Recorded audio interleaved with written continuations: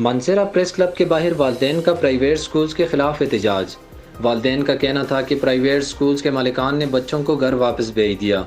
مالکان کا مطالبہ ہے کہ چھٹیوں کی ماہ کی فیسز بھی ادا کی جائیں۔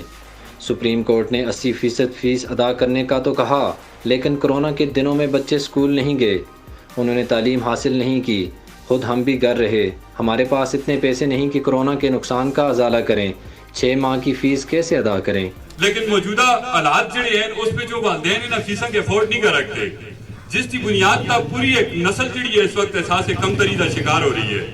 ایک کلاس پہ اگر 70 بچے ہیں انہاں پچھو 10 بچے ہیں کو کلاس پہ جو باہر کڑیا جاتا ہے کہ تو سب فیس نہیں دیتی تے وہ بچے باقی 60 بچے دے سامنے احساس کمتری دا شکار ہو جاتے ہیں۔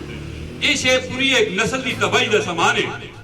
یہ احتجاج کسی سیاست واسطے نہیں، اس احتجاج پہ جستا ذاتی ایجنڈا کوئی بھی نہیں، یہ احتجاج صرف اس استحصالی تعلیمی نظام دے خلاف ہے جس پہ ایک ایلیٹ کلاس ہے اس تا بچہ VVIP سکول پہ پڑھ رہے ہے، تو ایک لوور میڈل کلاس ہے جس تا بچہ ایک گلی محلے دے عام سکول پہ پڑھ رہے ہے۔ اس کی بنیاد تا کا جاب بھی ہیں، اس کی بنیاد تا سارا کچھ ہے۔ اسی آستے دورہ معیار تعلیم جڑے ہے، نظام جڑے ہے، یہ ختم ہونا چاہیے کہ جو ان کی زندگی میں کمیاں تھیں، جو ان کے بچپن میں رہ گیا، جو ان کی جوانی میں رہ گیا، جو ان کے کاروبار میں رہ گیا، جو ان کی نوکری میں رہ گیا، وہ کہتے ہیں میرا بچہ اس کمی کو پورا کرے، وہ اپنی جان بیچ دے گا، اپنی جائیداد بیچے گا، اپنے بچے پہ انویسٹ کرے گا۔ بچوں کا نعم البدل کوئی نہیں، بات پیسوں کی نہیں ہے، بات اصول کی ہے۔ اپنے اصول کے لیے خدا را آگے آئیں، ہمارے ہاتھ مضبوط کریں، ہم انشاءاللہ ان سے اپنا حق لے کے رہیں گے۔ کی قسم انہوں نے ظلم بنائے ہوئے ہیں، ان کو آخرت مرنے کا تو ان کو خوف ہی نہیں ہے۔ یار کچھ خدا کا خوف کرو، 6 ماہ بچے گھروں پر بیٹھے رہے، کیا وہاں پر وہ پیسوں کی فیکٹری لگائی ہوئی تھی، وہ تو اس فکر میں تھے یار کہ ہمیں کرونا نہ ہو جائے، کرونا کے ڈر سے بچے وہاں پر بیٹھے رہے، والدین گھروں پر بیٹھے رہے۔ پوری دنیا اس حوالے سے پوری دنیا شکار رہی اس چیز کا، مرض سے ڈرتی رہی۔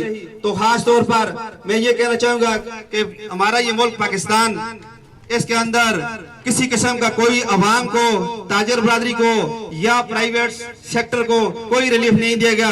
ہم نے انشاءاللہ اس مشن اور مقصد کو لے کر نکلے ہیں، اور انشاءاللہ اگر ہمیں جب ضرورت پڑے گی تو ہم روڈوں پر بھی آئیں گے۔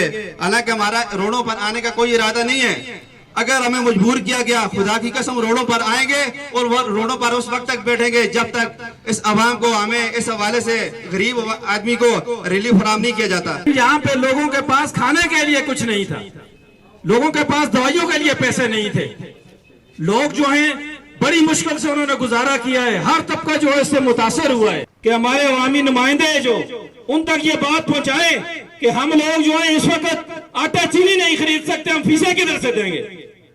تو ہم جو ہے انشاءاللہ اعلان کرتے ہیں، آج آپ نے ہمیں بلایا ہے، یہ آپ کے احسان ہے، لیکن انشاءاللہ ہم آپ کے ساتھ قدم با قدم، شانہ بہ شانہ آپ کے ساتھ چلیں گے، اور انشاءاللہ اس تاریخ کو، اور نہ ہم فیس دیتے ہیں نہ ہم فیس مانگتے ہیں، تو ہم انشاءاللہ آپ کی بھرپور تائید کرتے ہیں اور آپ لوگوں کا شکریہ ادا کرتے ہیں کہ آپ ان لوگوں کی، غریب لوگوں کی آواز بنے۔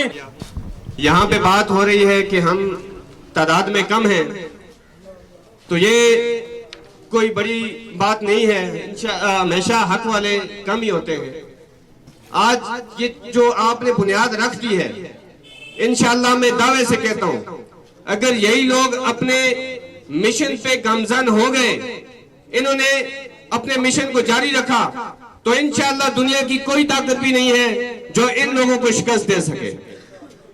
پرائیویٹ سکولز کی جو بات ہے، یہاں سپریم کورٹ کا فیصلہ ہوا تھا چھٹیوں کی، گرمیوں اور سردیوں کی چھٹیوں کے حوالے سے، کہ جو سکول 1 مہینہ چھٹیاں دے گا وہ فیس نہیں لے گا۔